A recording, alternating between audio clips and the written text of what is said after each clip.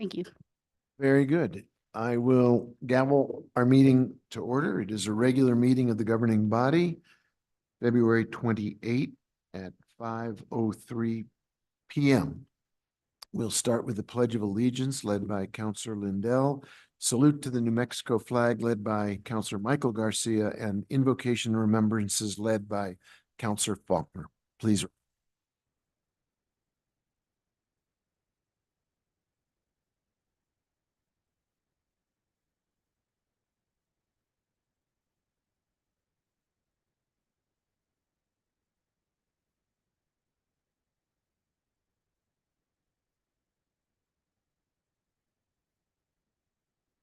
La bandera del Estado de Nuevo México por los días de amistad perfecta entre las.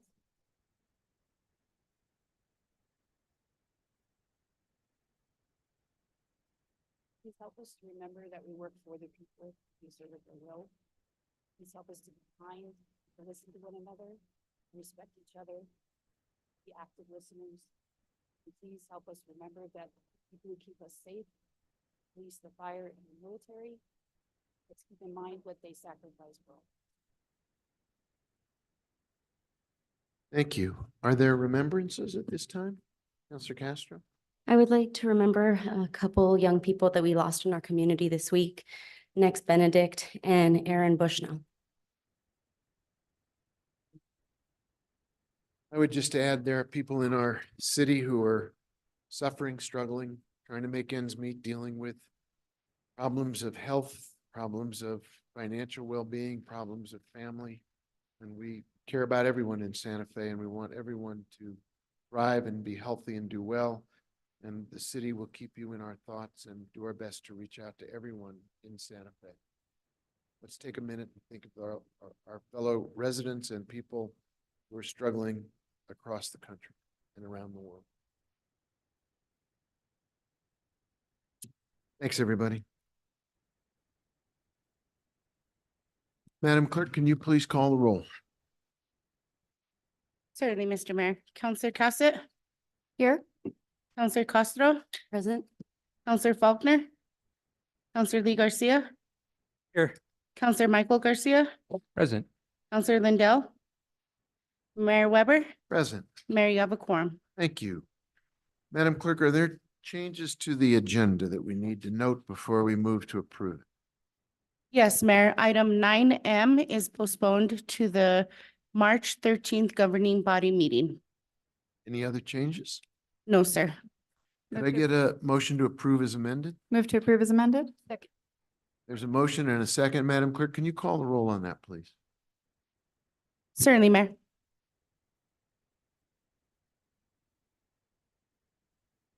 Councilor Cassett, Yes. Councilor Castro, Yes. Councilor Faulkner, Yes. Councilor Lee Garcia, Yes. Councilor Michael Garcia, Yes. Councilor Lindell, Mayor Weber, Yes. motion passed. And I believe the consent agenda, Madam Clerk, we have an amendment to that, obviously, but are there any other things pulled off of consent? No, Mayor, no items were pulled off consent. So we need a motion to approve consent as amended. So moved. Second? Motion and a second discussion? Could you call the roll on that too, please? ma'am? Certainly, Mayor. Councilor Castro, Yes. Councilor Faulkner, Yes. Councilor Lee Garcia, Yes. Councilor Michael Garcia, Yes. Councilor Lindell, Councilor Cassett, Yes. Mayor Weber, Yes. motion passed. Thank you. And take us to the next item, please, Madam Clerk. Certainly, Mr. Mayor. Next item is presentations. 8A is the annual Code of Ethics Training. Senior Assistant City Attorney Marcos Martinez is here to present. You, sir, have the floor. Thank you. Thank you, Mr. Mayor and members of the governing body. I'm here to present to you the annual Code of Ethics review for governing body members. So I hope you're ready to be enthralled. What are ethics? From the Greek ethikos, relating to one's character. A code of ethics is an officially adopted statement of the principles of acceptable conduct relevant to the activities of an occupational group, especially a professional one.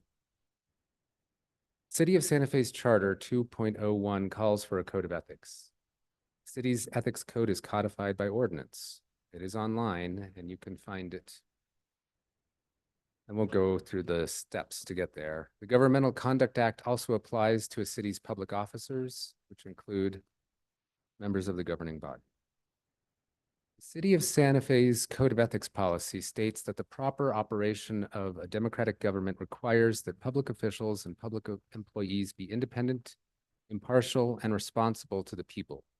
That governmental decision and policy be without conflicts of interest, that public office or employment not be used for personal gain, and that the public has confidence in the integrity of its government. From section 1-7.2. The purpose of our code of ethics is to fulfill the obligation imposed on the governing body by the Santa Fe Municipal Charter to establish standards of ethical conduct, public officials, employees, and to provide consequences if violated.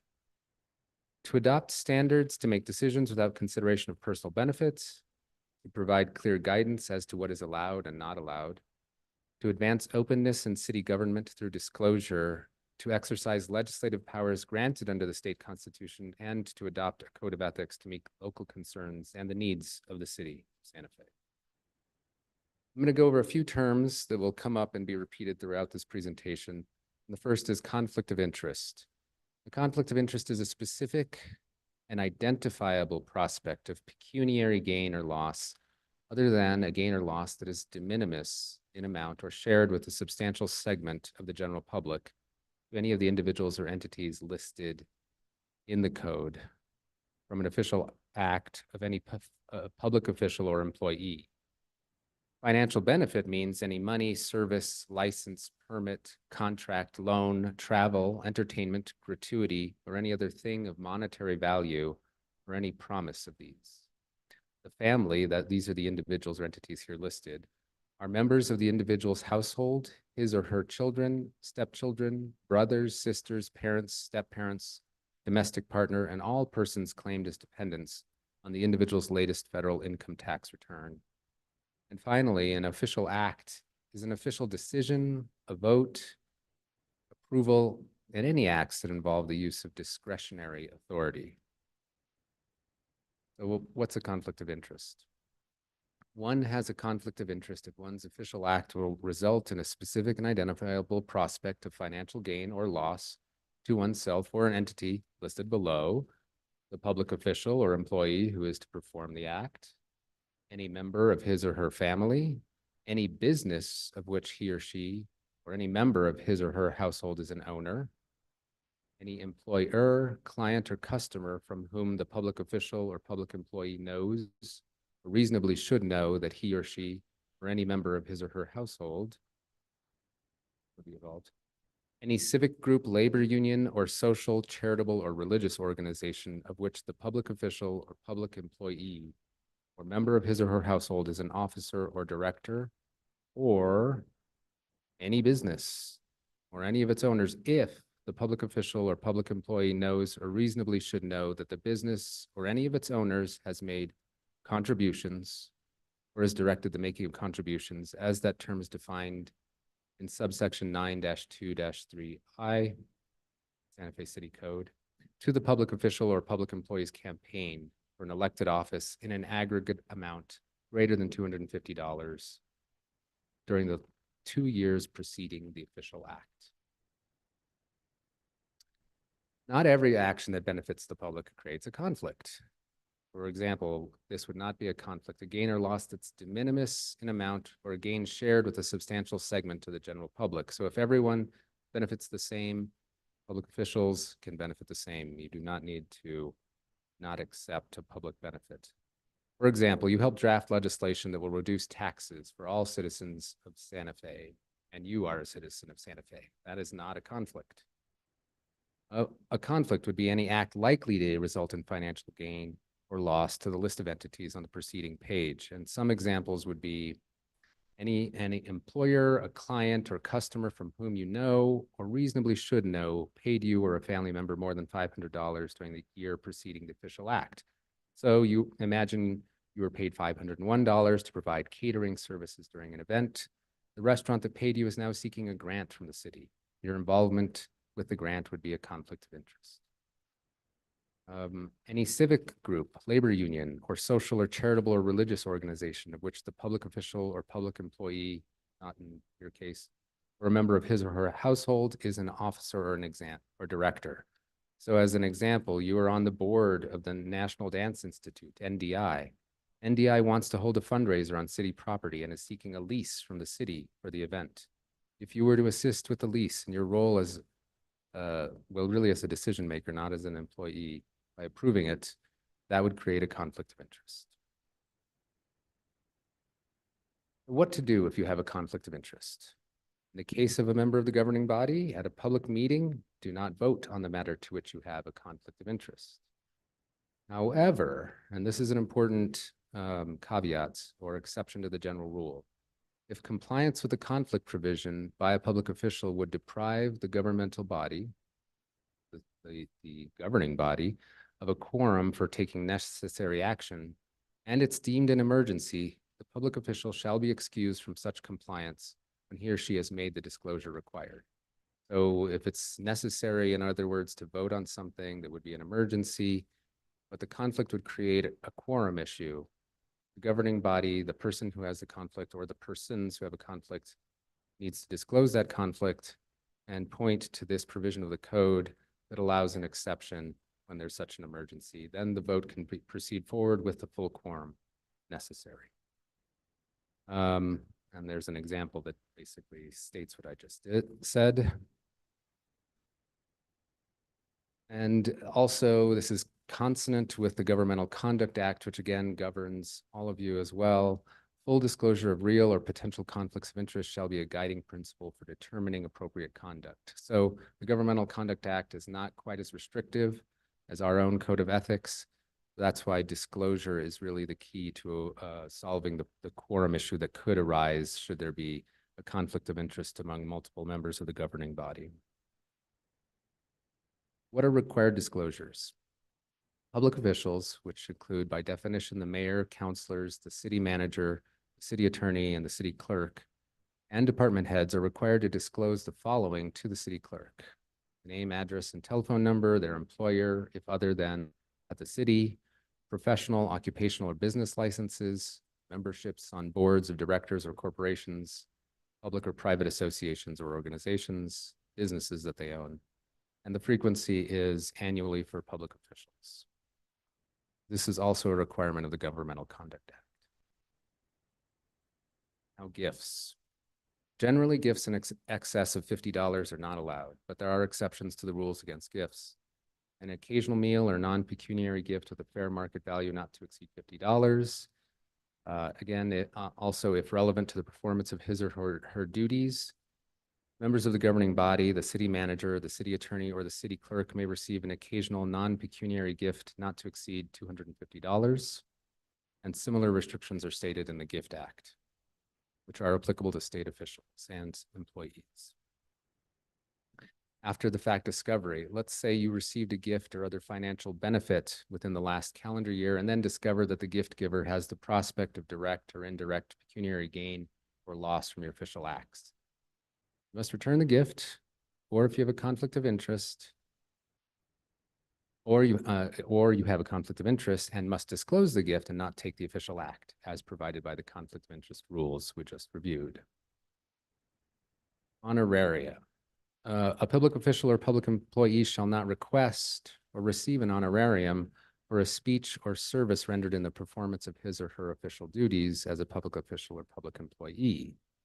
An honorarium means payment of money or any other thing of monetary value. Does not include reasonable reimbursement for meals, lodging, or actual travel expenses incurred in making the speech or rendering the service.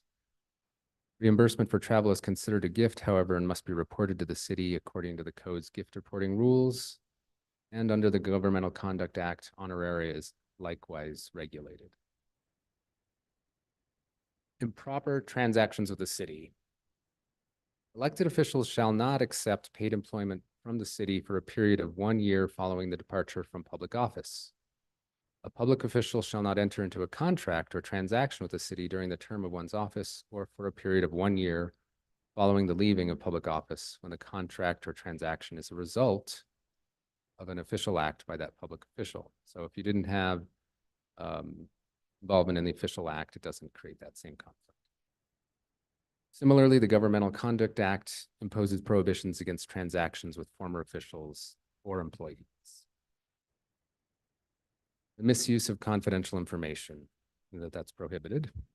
A public employee shall not disclose confidential information when he or she knows or reasonably should know that the use or disclosure will or may result in a financial gain or the avoidance of a financial loss on the part of any person or entity other than the city. Confidential information is defined under our code as information which is acquired through public employment, which has not previously been made public, and which is not required to be made available to the public under the Inspection of Public Records Act. Misuse of city resources. A public official or public employee shall not use city services, personnel, or equipment for personal benefit, convenience, or profit, except when such use is generally available to the public. For example, public officials may not use the city's vehicles for private use. By contrast, anyone can use publicly available Wi-Fi provided by a public library. Improper political campaigning.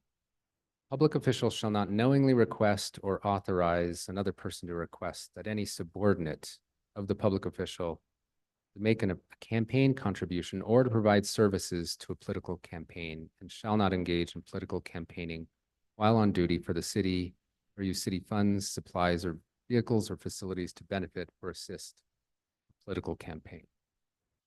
Similarly, the Governmental Conduct Act states that a public officer or employee is prohibited from directly or indirectly coercing or attempting to coerce another public officer or employee to pay, lend, or contribute anything of value to a party, committee, organization, agency, or person for a political purpose.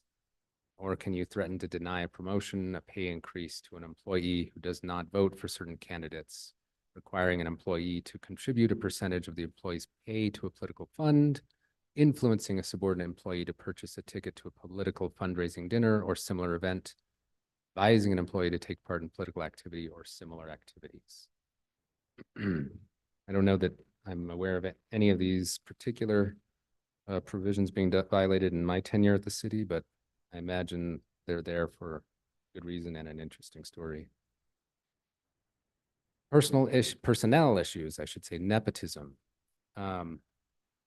Public official or public employee shall not perform any act to obtain the employment or to influence the employment by the city of a member of his or her family. No public official or public employee shall serve as the immediate supervisor of a member of his or her family. That's in our code, and there's also provision under the Governmental Conduct Act prohibiting nepotism. Financial dealings with subordinates. A public official or public employee shall not knowingly require, expressly or impliedly, or authorize another person to require that any subordinate of the public official or public employee engage in a non-official financial transaction, including a personal loan or charitable contribution. City employment as a political reward. That's also prohibited. A public official shall not promise an appointment or the use of his or her influence to obtain an appointment to any position with the city as a reward for any political activity or contribution. For example, a candidate for public office cannot promise to make a contributor city manager for working on their campaign or any other position at the city. Similarly, the Governmental Conduct Act states no legislator or public officer or employee may request or receive, and no person may offer legislator or public officer or employee any money, thing of value, or promise thereof that is conditioned upon or given in exchange for promised performance of an official act. Any person who knowingly and willfully violates this provision, the provisions of this subsection, is guilty of a 4th-degree felony. Bullying by governing body members. A governing body member shall not intentionally bully any employee, including the city manager, city attorney, or city clerk. Workplace bullying means intentional behavior intended to create an abusive work environment for a public employee or public employees. Bullying behavior is behavior in the workplace that a reasonable person would find hostile, offensive, and obviously not related to the city's legitimate business interests. Workplace bullying includes, but is not limited to, the following: use of disrespectful and devaluing language, persistent or constant criticism in front of other persons, including coworkers, vendors, contractors, or members of the public, for the purpose of humiliating an employee; behavior or language that frightens, humiliates, belittles, or degrades, including criticism that is delivered with yelling and screaming; threats and intimidation, including threats to discipline or terminate a public employee. This leads us to retaliation and whistleblower protection. Employees shall not be retaliated against for filing a complaint, a violation of the Code of Ethics, or any other law or requirement, providing evidence, or participating in an investigation of any violation.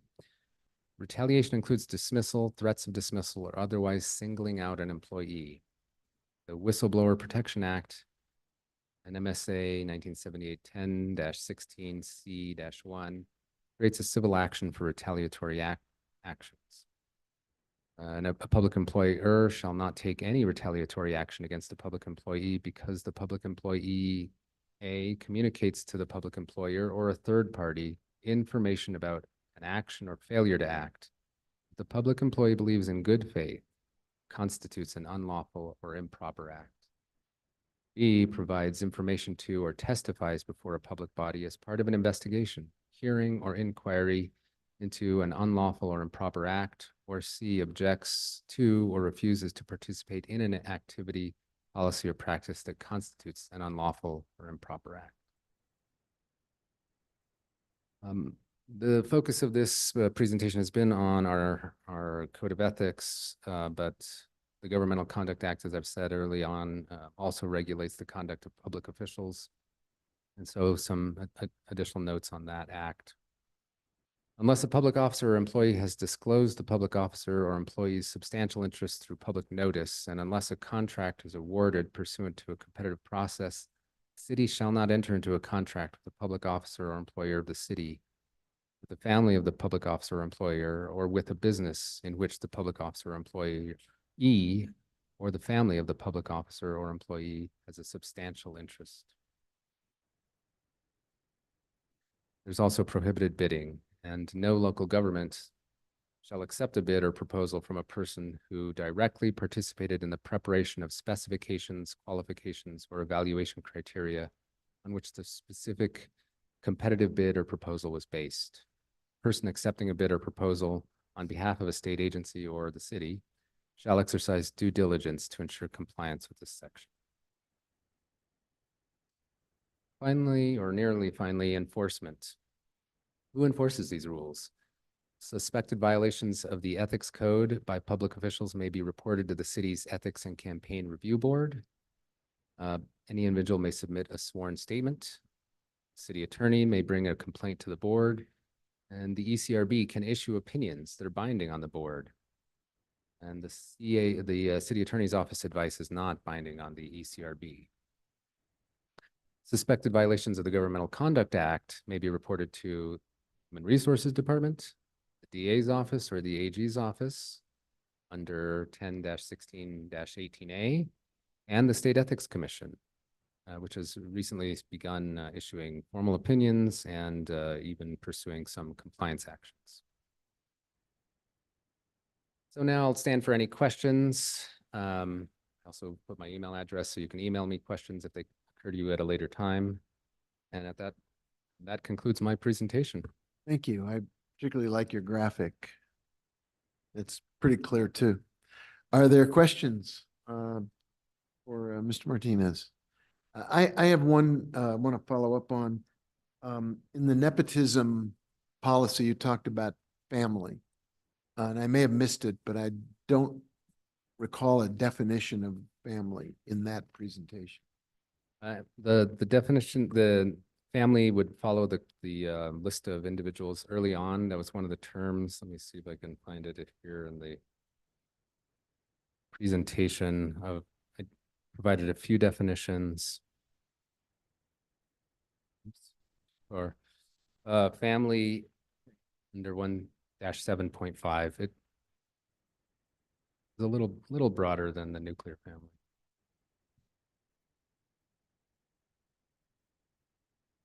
Thank you. Any other questions? Very good. Thank you so much. Appreciate it. Thank you. And if people want to follow up with questions through the email or a phone call to you, I'm sure you're available for that. That's correct. Thank you. Thank you very much. Madam Clerk, do we have an item on the agenda next? Yes, Mr. Mayor, and if there is another presentation, it's the audit update and overview that is going to be presented by Finance Director Emily Oster.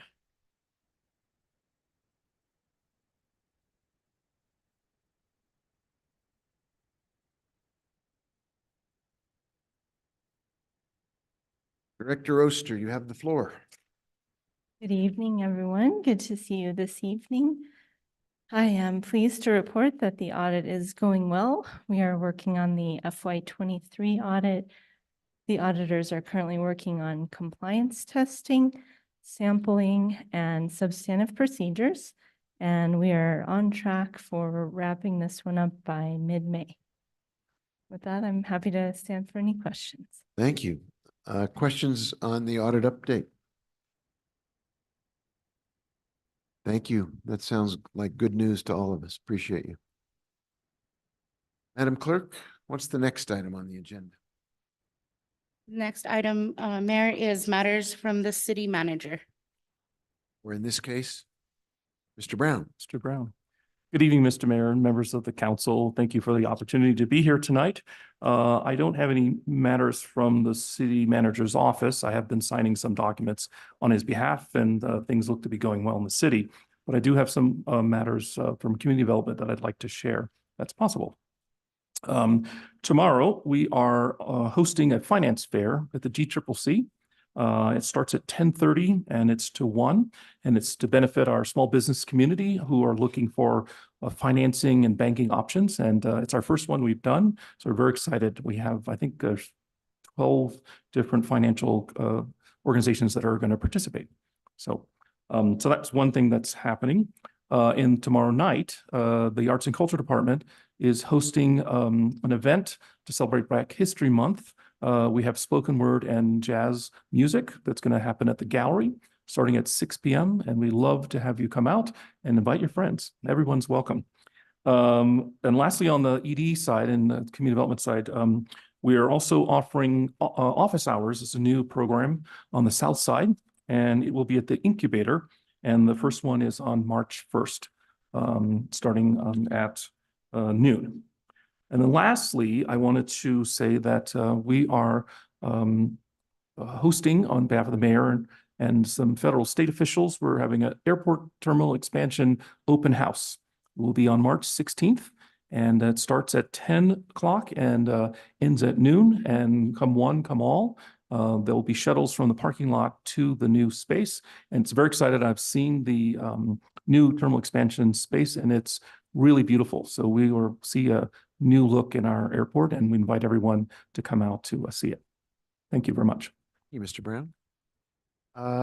Madam Clerk, what's the next item? Next item, Mr. Mayor, is matters from the city attorney. Thank you, Mayor Weber, councilors. A couple things. First, I'm going to introduce our new legislative assistant who's back with Marcy Reno back there. So Christine Spears is in the white jacket. And she was born and raised in raised in Santa Fe, brings her with her a passion for the challenge and complexity of policy writing, which she first discovered by participating in and holding leadership roles in the model legislature here at our Roundhouse. And then also in Model United Nations in New York City on behalf of Western Colorado, where she went to undergrad. Most recently, she helped to establish a food pantry at Western Colorado in Gunnison. And she's enthusiastic about being part of the legislative team here because she gets to be working in policy in the community she lives in. Christine has a bachelor's in political science and economics, and in her free time, she enjoys mountain biking, skiing, cooking, and reading. So if you haven't chatted with her yet, I encourage you to stop by and do so.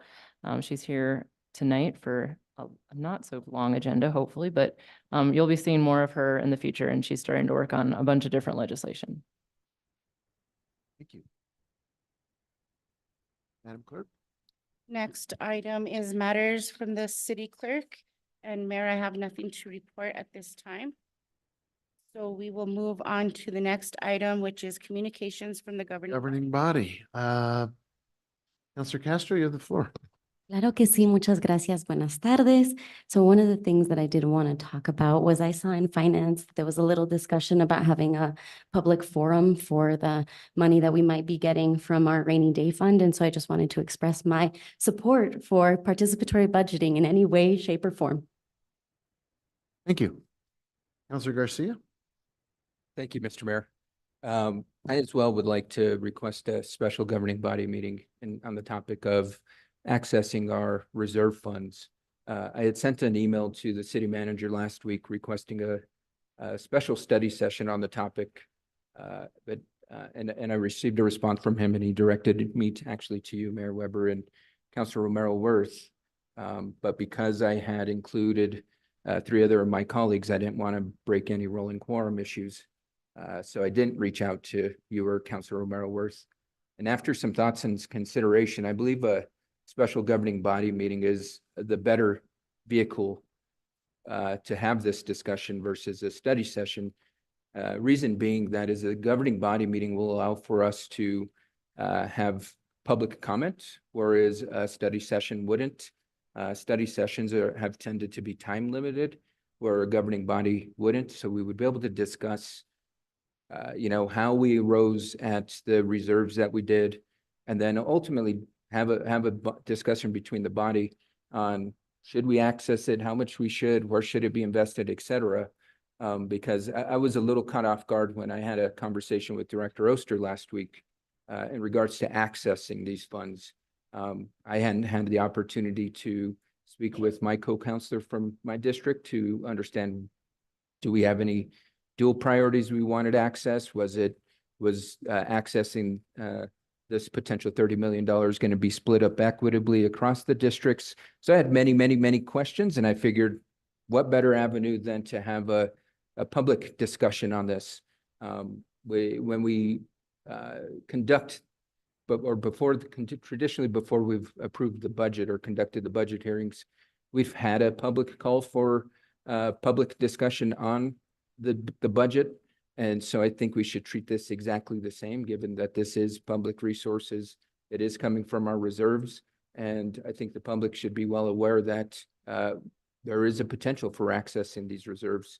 So with that, I'm formally requesting that we have a special governing body meeting on accessing, from what I was told by Director Oster, up to $30 million from our reserves. Thank you, Mr. Mayor. Thank you, Counselor. Counselor Lindell? Okay, Counselor Faulkner. I have a couple of things. One, Counselor Garcia and I will be hosting our first town hall meeting at the Country Club on March 21st. And so I'd like to encourage everyone to come out to that. I think it's a good idea that we reach out to the community and provide opportunities for the community to be involved. And that was one of my core missions, becoming a city councilor. So I want to live up to what I committed to. I would also like a special city council meeting on the reserve funding, which again, I think it's a good place where we can think as a collective. And so I'm learning, so it'd be great for me to learn a little more through that process. Thank you. Counselor Cassidy. Thank you so much, Mr. Mayor. I do not have anything in addition to what has already been expressed today. We did have a really wonderful conversation in finance about this process and about the budgeting process as a whole. So I really look forward to working with my colleagues as we continue to refine and find opportunities to really have these discussions. So thank you. Thank you. Counselor Lee Garcia. Thank you, Mayor. Want to wish everyone a happy February, especially a February where we celebrate a leap year day. And actually, shout out to an employee who works for my company. He is actually born on that day, and his name is Edgar Castro. And so I think that's a special day for him. I tell him, you're only 7 years old. And so that's just something neat to celebrate, because it only comes around once every 4 years. Not really too much tonight, but on the same lines of requesting a special governing body meeting, I think that would be appropriate especially for the reasons that we can actually ask questions amongst all of us and not have any issues in regards to creating a quorum outside of this setting. So that's what I have. Thank you, Mayor. Thank you very much. I appreciate it. A couple things I would like to call attention to. One in particular, which is the DWI checkpoint on March the 2nd in honor of the Peshlikai sisters. I believe this is the 14th such memorial. They were killed in a March 5th, 2010 crash when they were hit. Their car was hit by a driver who was impaired. It's the 14th anniversary to remember them and to honor them and to educate the public on the dangers about DWI and driving while impaired. The Santa Fe Police Department, the County Sheriff's Office, State Police, all will be participating in that checkpoint, and it's an important reminder of the cost to our community when we have people driving while impaired. That's pretty much what I wanted to talk about this evening from this chair. Yes. I forgot to mention during my comments, I apologize. But under our city code, section 2-1.12, to call a special meeting or service a notice, it states the mayor or a majority of the members of the governing body may call a special meeting. So I believe we may have met that threshold to call a special meeting. So I would just ask that we take these requests seriously. That's all I ask, Mr. Mayor. Thank you. Madam Clerk, we are running lean and mean tonight. What's the next item on the agenda? The next item on the agenda is introduction of legislation. 16A is consideration of a resolution sponsored by Mayor Alan Weber. It's adopting an updated pay plan for the city of Santa Fe. And I think I think we all know that we are working steadfastly to get the classification compensation plan adopted so we can put it into effect as rapidly as possible. It's going to work its way through our committee process and then come to the governing body. And my hope and expectation is that we will approve it in a timely way and that the pay improvements for our employees will go into effect as quickly and effectively as possible. We have a small problem, Madam Clerk. It is 5:45, and we usually tell our residents that petitions from the floor will occur at 7 p.m. So why don't we, Councilor Cassidy? I have a suggestion. There are individuals here. If we don't want to make them wait till 7, we could hear petitions from the floor for them. We can't, it is part of our procedural rules that it is at 7 o'clock and not before, but we could do it again at 7 if that. We could amend our agenda so that we take people here who are present at the moment, but we could also temporarily suspend after we finish the rest of our agenda because it's a very brief agenda tonight, and take a break and come back at 7 just in order to entertain anyone who comes expecting that it would be at 7 o'clock or who is attending on Zoom. So I think if we'll take petitions, Madam Clerk, from those who are present and then procedurally also allow for petitions again at 7, I think that would meet that would be a really good solution to our rapid progress tonight. So we are at petitions from the floor, correct, Madam Clerk? You are correct, Mayor. So if you might as well look on the web as well to see if anybody's present. Nobody present at the moment. Yeah, people who are, we've pretty much established the 7 p.m. Hour. If there are people in the audience here tonight who want to come speak to the governing body for 2 minutes, just come on up to the podium. The clerk will keep the clock and after 2 minutes, we'll ask you to conclude. But for the most part, your name and the clock is, the floor is yours to speak to the governing body for 2 minutes. Thank you, Mayor Weber. My name is Nicoletta Monroe. Are we allowed to submit a petition from the floor upon an agenda item? No. No, I don't understand. Let me revisit the question. But you can, as long as there's no public hearing that you're addressing, which is not on our agenda, anything that is on the agenda, you can absolutely speak to. Thank you. First of all, I have a question. May I ask a question? None of us are permitted to engage in a dialogue with you, but you can ask a question into the record. Thank you, Mr. Mayor. I received an agenda from one of the staff members because there aren't any agendas on the wall. Usually there's a printed agenda at the entrance. So I've got an agenda, except did you skip some of the items? I noticed that you took one item off 9M and you moved it to March 13th. However, does everyone have a copy of this agenda? Okay. Where are the items, for example, 9E? Did we skip that?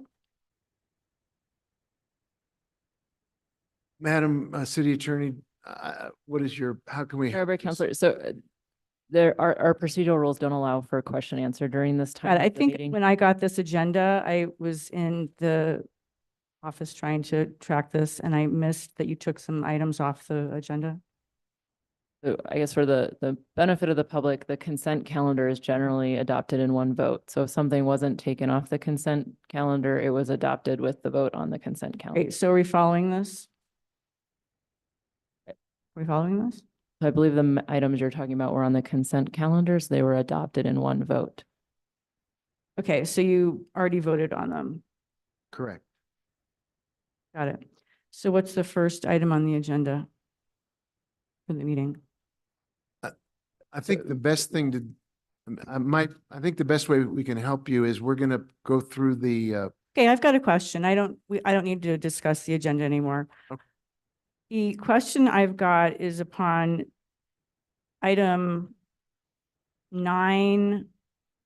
It's an agreement that I guess you guys already voted on for the lighting of the city. I've got a couple of questions if that's, may I ask a question about it? you can put it into the record. We're not, as the city attorney said, we're not able to have a dialogue with you during this period of the governing body session. Okay, so this is petitions from the floor.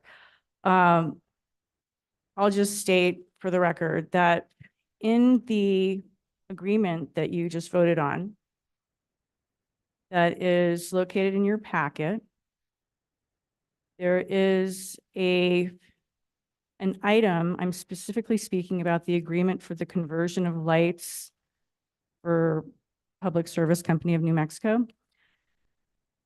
In that agreement, it discusses that you're allowed to choose the certain details about the lights, specifically the LED conversion project. During the project, you're allowed to choose the light color and wattage for each chosen LED light. Are you following me? Yes, I noticed on Lincoln, this road that we're on right here, there are warm toned lights. And I also drove on some other roads and noticed there are warm toned lights, which I think are appropriate on St. Francis, Cerrillos, St. Mike's. I drove downtown and checked the lights basically upon reading about some complaints that were in the newspaper about this project. And it seems that the warm tones are appropriate, friendly, and it seems that someone has done due diligence on this project. My question is, are you going to follow this light temperature and these style for the contract? And does it match what's happening on the south side? Is there uniformity across the city in terms of the temperature of the lights, which is warm toned, and the style? Are we getting a uniform contract per district? Thank you. Your time's up and I appreciate, Thank you, Mr. Mayor. we can follow up with you outside the meeting for sure. Hello, counselors. Hello, Mr. Mayor. My name is Teresa Davis, and I'm here today to ask the City Council to pass a resolution calling for an immediate ceasefire in Gaza. My grandmother was forced to flee her home in Czechoslovakia to escape the Nazis in 1938. My father's family were forced to flee first Spain and then Portugal by the Inquisition. I come from two families torn apart by anti-Semitism and the persecution of Jewish people. Today, the state of Israel is attempting to dehumanize, kill, and force the Palestinians into exile. As a Jewish person whose ancestors share this experience, it is my responsibility to speak out and say, "Not in my name." As a Jewish person, I urge you to support the call for a ceasefire and to take a public stand. Many others in the city support a ceasefire. I know that a recent petition that began circulating just a couple of weeks ago has garnered nearly 300 signatures. Please, I beg you, listen to the voices of your constituents and join the many other cities that have taken a stand. I want to add one final thing. For decades now, Israel has consistently accused its critics of anti-Semitism.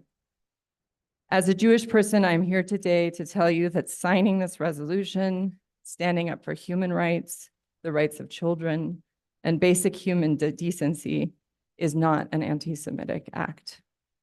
In fact, only a ceasefire and the humanitarian reconstruction of Gaza will make Jewish people truly safe. Thank you. Thank you.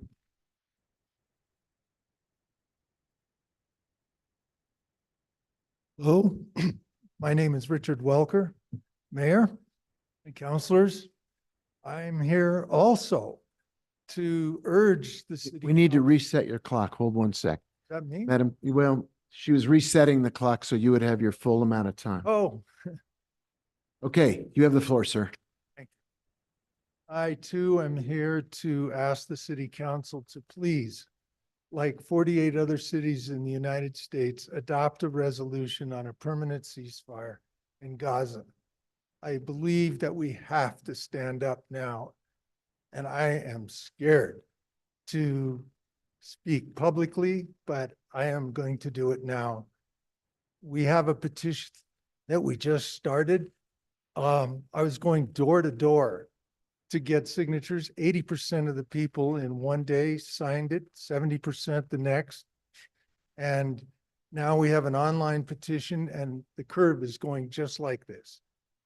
So please join with 48 other cities and adopt a resolution on a permanent ceasefire and protect us all from this madness. Thank you. Thank you.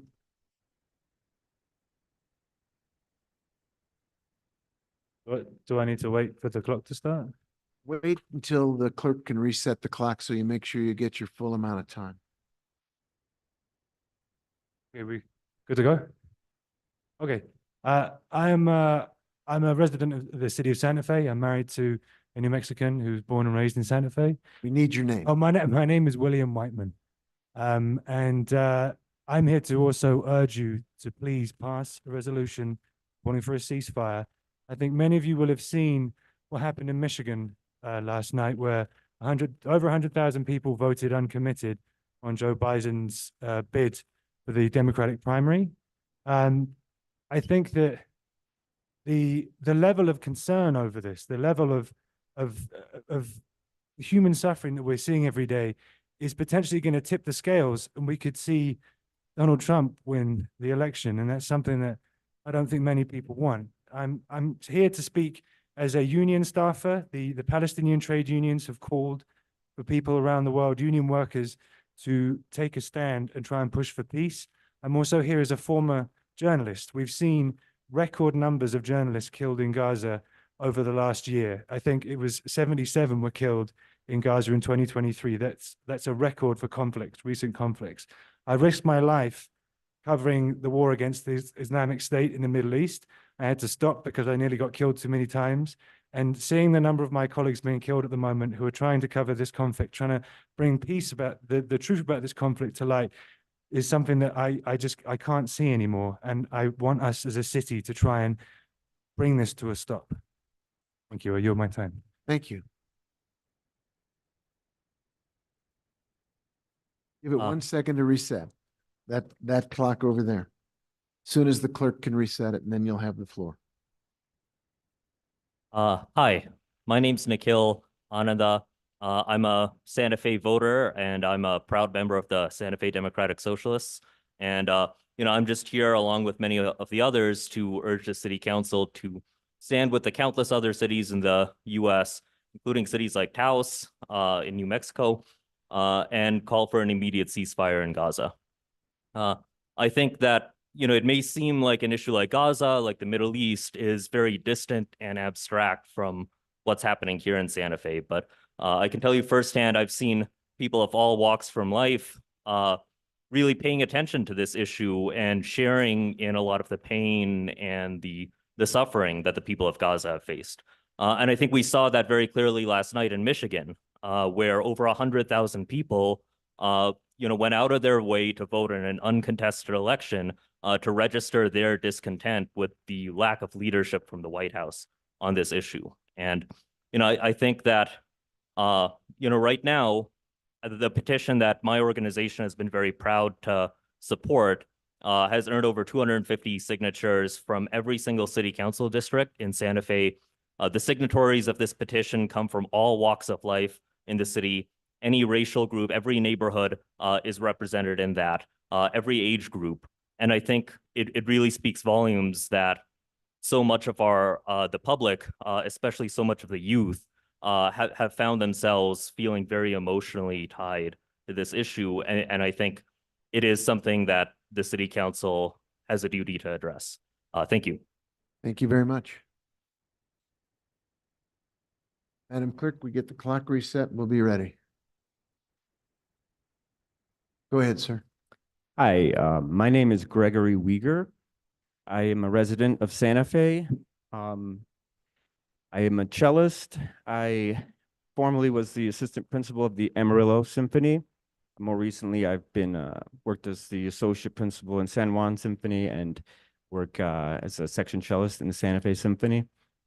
I'm here to ask the city and the city council and the mayor to pass an immediate ceasefire, permanent ceasefire resolution. We've all witnessed the devastation, the dehumanization of people in Gaza, but I'm also here as a musician to speak about what I know most. I'm from Dallas. One of the great cellists that came to the Dallas Symphony was a survivor of the Holocaust. He was in a concentration camp for 2 years, Lev Aronson. Many of his best students were my teachers, and there are lessons that I cannot forget that I've learned from these people and from my mentors. And I'm here to express just the loss of culture that we're also witnessing. Every single university in Gaza has been bombed. There's no education going on. And I am here because I believe one of my most admired human beings, Yo-Yo Ma, always says, yes, I'm a cellist, but I am a human being first, musician second, and cellist third. And I am here because as a musician, I have to be an ambassador of humanity. And I have to speak up for this. We can't regain the culture that's been lost. So we have to protect it because that's how we learn about other people with compassion and love and other cultures is the culture and the community. It's hard to build community if you don't understand where someone else is coming from. And it's hard to know where they're coming from if you can't do music and you can't do art. So thank you for your time. That's all. Thank you, sir. Madam Clerk, we got to get the clock working right. Is it set now again? Okay, you have the floor, sir. Okay, hi. I am a consumer protection attorney here and a member of the UAW. My name is Todd Uyghur, and I am also secretary of the Democratic Socialists here just recently took the job or the, whatever you call it, volunteer position. Anyways, I'm here also to support the, bringing a permanent ceasefire resolution to the city council. The UN says that Palestinians in Gaza are in clear danger of, of being genocided, without drastic changes to Israel's military campaign. Santa Fe is supposed to be a progressive city, and it goes without saying that we should oppose genocide in all cases. If we're silent when our government is funding a genocide and we are complicit in the genocide, passively allowing our government to give blank checks one after another without pushback is a tragedy in itself. And Santa Fe should be on the record opposing our government's support of genocide. This is not courageous. It is stupid and immoral to passively allow our government to enthusiastically support genocide while it is happening right now. Do not be a disappointment to the future. Thank you. Thank you.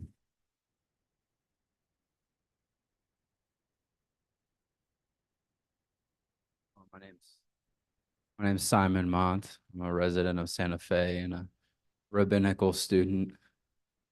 And I'm coming to you here as a Jew asking for your help. My people are committing a genocide, and I do not know what to do. I am a Jew. My people are committing a genocide, and I do not know what to do. So I'm left here in this moment asking for something very simple. It's just for others to please hold the moral clarity that my people are losing in this moment. Because it's devastating me. And it's devastating our community, and it's ripping us apart. And we need help right now from you. We need people to hold that moral clarity, to understand that what's happening is completely unacceptable. That it's not a war for justice. It's not a war for safety. It's a senseless and hyper-violent reaction growing out of trauma and panic. Supporting the state of Israel in their actions right now does not support Jews. It does not support Jews in Israel. It does not support Jews in the United States. Supporting the violence of Israel right now, the objective genocide of Israel right now, helps Israel go farther off of a cliff to alienate itself from the world community, thus jeopardizing Jews. And the extent to which this occurs in the United States makes us more exposed to anti-Semitism at home. We need the voice of moral clarity from wherever it will come to help us end our actions and the actions in the name of the Jewish people so that we can move from being inflictors of violence to the demonstrators of what repair is possible. Thank you. Thank you. Gee, we're getting a email notice that the Zoom password is giving an invalid message. I don't know if you've got that under control. Yes, and I sent them to both people that have emailed, and we do have one attendee in the waiting room right now. Why don't we do that? Is there anybody else who wants to speak at this time who's in this auditorium? Excuse me. If not, let's do the one Zoom, recognizing that there are probably others who are expecting this to happen at 7 o'clock tonight. Okay, let's, Stephanie Benenato. One moment.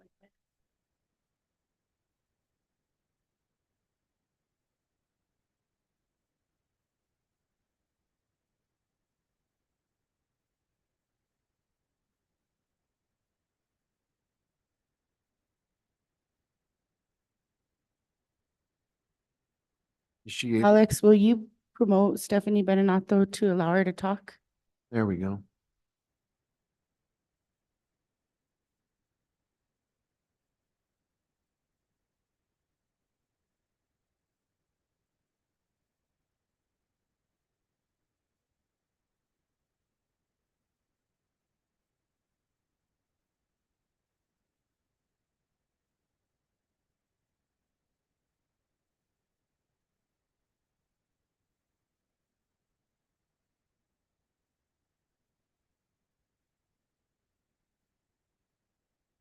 There any, nope, not working. Okay.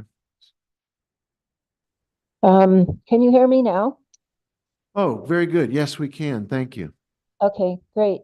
I have to say that I support the resolution that the speakers before me were calling for, and that the last speaker in particular was quite moving and persuasive. I'm talking, however, about the process at City Hall and how the city attorney seems to have control over legislation. And I understand, for example, the funding for the bike paths or trails took almost 3 years really to get through, and 7 months of that was sitting in the city attorney's office. It's a rule, as I understand it, so I'm not really sure why city council doesn't want to have a little more authority, autonomy really, over the legislative process, which is their process.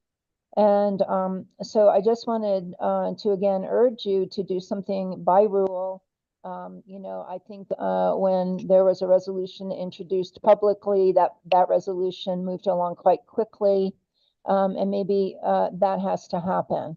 And I also have to say that I do want to send you all photos of construction in my neighborhood where we now are going to have a wall that sticks 3-4 feet out into the alley. I don't even know if you can get a utility truck down there with the utility poles in the middle, more or less middle of that alley. We have a lot of unpermitted construction that goes to zero lot line. You have the city approving a non-conforming, what was a non-conforming garage is now a completely non-conforming structure because the main residence was connected. So we have one residence that is, the zero lot line at 2 places with a giant 6-foot hole, unexplained. I've asked many times, what is this? Is it on the permit? I get nothing from code enforcement at all. And then there's all these sidewalks that, again, for 6 months, I put in several times over several years. These sidewalks are falling apart, and it's been there since at least October. And so far, maybe one business I saw. And the same with our alley. The alley is overgrown. Yes, it's dead, but it really needs to be cleaned. And that was, again, asked for in October. So these are things that I'm bringing to your attention. Thank you. Thank you very much. Others in the Zoom room, Madam Clerk, at this time? I know it's a little early compared to when we usually do this. If the attendant in the weight room wants to speak, if you'd please raise your virtual hand.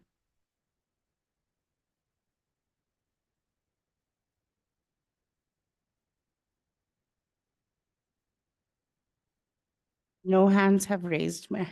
All right, well, I think what we'll do is go on with the agenda as it is, and then when we reach the end of it, we can take a break until 7, and then we'll come back and resume the petitions from the floor with the expectation there'll be some people who have been patiently waiting till 7 to join us. Madam Clerk, what's the next item on the agenda? Next item on the agenda, Mayor, is appointments. 21A is appointments to the Mayor's Youth Advisory Board. Elise Gutierrez, appointment with the term ending December 2026. And Alette Hansen, appointment, term ending December 2026. There a motion? Move to approve. Second. There's a motion and a second. Discussion? Could you call the roll, Madam Clerk? Mr. Mayor, Counselor Castro, Yes. Counselor Faulkner, Counselor Lee Garcia, Yes. Counselor Michael Garcia, Yes. Counselor Lindell, Counselor Cassett, Yes. Mayor Weber. Yes. Motion passed. Thank you, Madam Clerk. And then 21B on the agenda. 21B is appointments to Human Services Committee. Appointment of Jennifer Romero, appointment filling an unexpired term ending March 2026. And Kathleen Tunney, appointment term ending March 2026. There a motion? Move to approve. Second. There's a motion and a second. Is there discussion? Could you call the roll on that too, Madam Clerk? Certainly, Mr. Mayor. Counselor Faulkner. Counselor Lee Garcia. Yes. Counselor Michael Garcia. Yes. Counselor Lindell. Counselor Cassett. Yes. Counselor Castro. Yes. Mayor Weber. Yes. Motion passed. So, Madam City Attorney, do we need a motion to amend the agenda to come back to petitions from the floor at 7 PM? Mayor Weber, councilors, I think that's a good idea. I To would enter- recess and come back, is that? Correct, yeah. Is So moved. there a second? Second. We have a second. Is there discussion? I know it's 10 after 6, so we have a little bit of a pause, but we advertised to the public that 7 PM is the time for petitions from the floor, so I feel like we need to be dutiful in that respect. So we will, after this vote, recess and then come back at 7 to pick up petitions from the floor. Can you call the roll, Madam Clerk? Certainly, Mr. Mayor. Counselor Lee Garcia.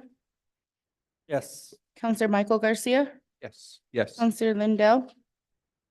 Counselor Cassett. Yes. Counselor Castro. Yes. Counselor Faulkner. Yes. Mayor Weber. Yes. Motion passed. Thank you. So we will recess back at 7. Thanks, everybody.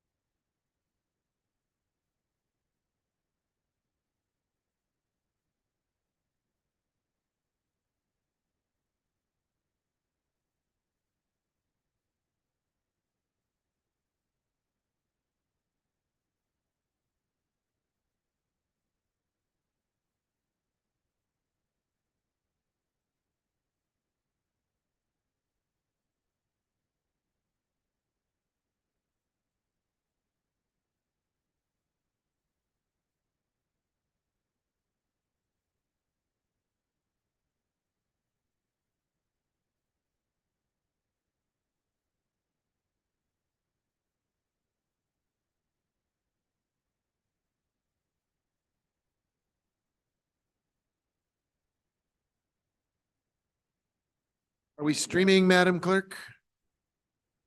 Can we go live, please? You are still live. Oh, I knew it. Thank you very much. I am going to call us back into order.